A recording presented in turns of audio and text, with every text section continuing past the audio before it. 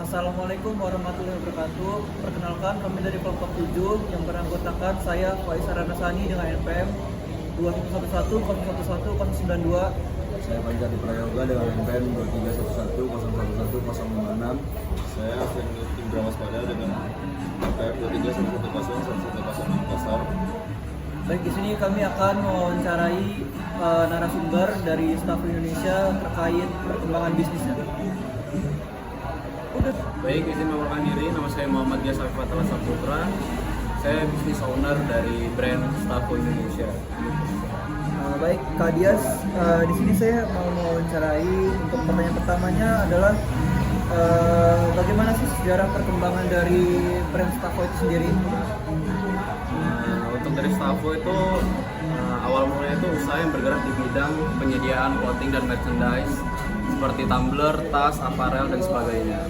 Usaha ini berdiri pada tahun 2019 dan awalnya dimulai dari kegiatan komunitas yang membutuhkan barang promosi. Melihat peluang tersebut, pendiri Stafo memutuskan untuk menjadikannya bisnis serius yang kini telah melayani ratusan klien dari berbagai institusi, organisasi, dan komunitas. Oke Kak, untuk pertanyaan kedua itu mengenai permodalan. Kalau dari Stafo sendiri itu permodalannya gimana Kak sistemnya? Kalau modal awalnya itu berasal dari dana pribadi pemilik usaha. Dan seiring berkembangnya usaha, Stafo juga menggunakan sebagian laba usaha untuk ekspansi. Ini termasuk pembelian peralatan dan gudang produksi kecil. Hingga saat ini, Stafo masih menggunakan pembiayaan internal dan belum menggunakan pinjaman dari bank. Oke, berarti untuk dari awal sampai saat ini itu permodalannya masih modal sendiri ya Kak ya? Oke, benar. Nah, untuk selanjutnya itu saya ingin bertanya mengenai pangsa pasar dan juga pelanggan. Nah, kalau dari Stafo sendiri untuk marketnya dari segi target dan lain-lain tuh bagaimana Kak? Kalau Stafo itu biasanya melayani dari pasarnya itu pasar anak sekolahan, kampus, organisasi, dan individu yang membutuhkan brand clothing dan merchandise ini. Anak muda lah ya? Anak muda, mayoritas pelanggan berasal dari daerah Lampung. Namun pesanan juga sudah menjangkau berbagai kota besar di Indonesia. Oke. Tren menunjukkan peningkatan permintaan, terutama dari event kampus dan kebutuhan promosi UMKM. Pertumbuhan pasar cukup stabil dan loyalitas pelanggan cukup tinggi karena kualitas produk dan layanan cepat dan tanggap. Oke. Berarti itu dari segi market dari Stafo sendiri Kak ya? Nah, setelah ngomongin market kan pasti setiap di situ ada persaingan Kak. Kalau untuk persaingan sendiri gimana dari Stafo? Oh, itu untuk kompetitornya utama berasal dari usaha sejenis kayak brand clothing yang lain-lain gitu. Ya terutama di bidang percetakan dan digital printing gitu loh. Namun kan kelebihan Stafo ini adalah layanan yang cepat, responsif, dan fleksibel terhadap desain custom. Persaingan terutama terjadi pada harga, namun Stafo lebih fokus pada kualitas dan layanan, bukan perang harga. Dan untuk menjaga daya saing, mereka terus memperbarui produk dan desain yang mengikuti tren kekinian. Berarti untuk kalau dari segi harga sendiri itu berapa Kak kisaran? Untuk kisaran itu dari 170 sampai 200 juta. Baik, saya akan melanjutkan pertanyaannya. Nah, untuk strategi pemasarannya gimana sih Bang yang dilakukan oleh Stafo Indonesia itu Bang? Kalau Stafo itu menggunakan Instagram dan TikTok untuk pemasaran produk. Konten promosi berupa testimoni, showcase busana, dan highlight pelayanan yang cepat. Selain itu juga, mereka sering mengikuti event komunitas untuk memperluas jangkauan pasar. Dia memakai metode word of mouth dan loyalitas pelanggan juga menjadi kekuatan promosi utama. Bagus. Nah, kalau untuk pengelolaan SDM yang dilakukan tuh gimana tuh Bang? Bisa dijelaskan? Kalau untuk pengelolaan SDM itu, Stafo memiliki tim inti kecil yang terdiri dari bagian desain, produksi, dan admin. Perekrutan dilakukan secara informal dan berdasarkan kepercayaan. Tidak ada pelatihan formal, namun seluruh tim belajar langsung dari pengalaman lapangan. Pemilik usaha terlibat langsung dalam operasional sehari-hari, terutama dalam komunikasi dengan klien. Oh, kalau gitu operasional sama teknologi yang digunakan sama Stafo itu gimana Bang? Kalau untuk operasional dan teknologi, Stafo itu dimulai dari konsultasi desain dengan klien, produksi barang, hingga pengemasan dan pengiriman.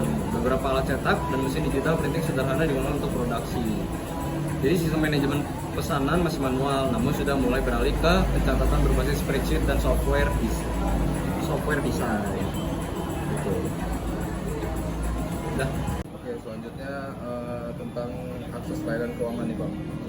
Jadi Stafo ini punya rekening pribadi nggak? Kayak harus nama usaha atau rekening bank nama lain gitu? Kalau untuk Stafo itu rekening banknya udah ada itu atas nama usaha dan menggunakan kris serta e-wallet untuk mempermudah pembayaran. Gitu. Selanjutnya tuh masalah dan tantangan nih Bang. Kalau di Stafo ini apa sih yang sering abang dapat dari jalanin usaha ini? Waduh, kalau untuk kendala itu ya banyak ya. Jadi kayak yang dihadapi itu antara lain kayak keterlambatan bahan baku, kesulitan mengatur jadwal produksi saat pesanan membludak, dan manajemen keuangan yang belum sepenuhnya tertata. Selain itu juga persaingan harga dengan usaha sejenis juga menjadi tantangan tersendiri. Selanjutnya ada lagi prospek ke masa depan nih Bang. Jadi prospek bisnis Stafo ini gimana ke depannya Bang? Kalau Stafo sih optimis ya dengan perkembangan bisnisnya ke depan. Mereka berencana membuka cabang produksi, merekrut lebih banyak SDM, dan memperluas segmen pasar ke instansi, pemerintah, serta pelaku UMKM skala nasional.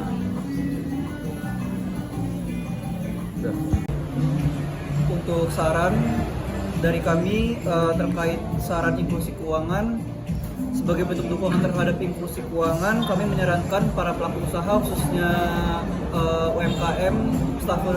Selanjutnya saran untuk saran terkait inklusi keuangan. Selanjutnya saran terkait inklusi keuangan. Sebagai bentuk dari dukungan terhadap inklusi keuangan, kami menyarankan para pelaku usaha khususnya UMKM Stafo Indonesia ini untuk mendaftarkan usahanya pada layanan keuangan seperti bank digital, karena hal ini dapat membuka akses terhadap pembiayaan mikro dan juga program pemerintah terkait inklusi keuangan. Lalu selanjutnya untuk kendala dan masalah yang dihadapi oleh Stafo Indonesia yang sudah dibicarakan tadi, saran dan masukan dari kami adalah kami menyarankan untuk menjalankan kerjasama dengan supplier lokal untuk mengatasi kendala bahan baku, serta melakukan pelatihan manajemen sederhana agar pengelolaan SDM dan keuangannya lebih tertata. Selanjutnya yang terakhir itu saran atas prospek. Jadi Stafo ini punya peluang besar kalau bisa maksimalin pemasaran digital sama ngebangun brand yang kuat. Saran kami, coba mulai bikin identitas visual yang rapi dan konsisten, terus rutin tanya feedback dari pelanggan biar tahu apa yang perlu ditingkatkan lagi.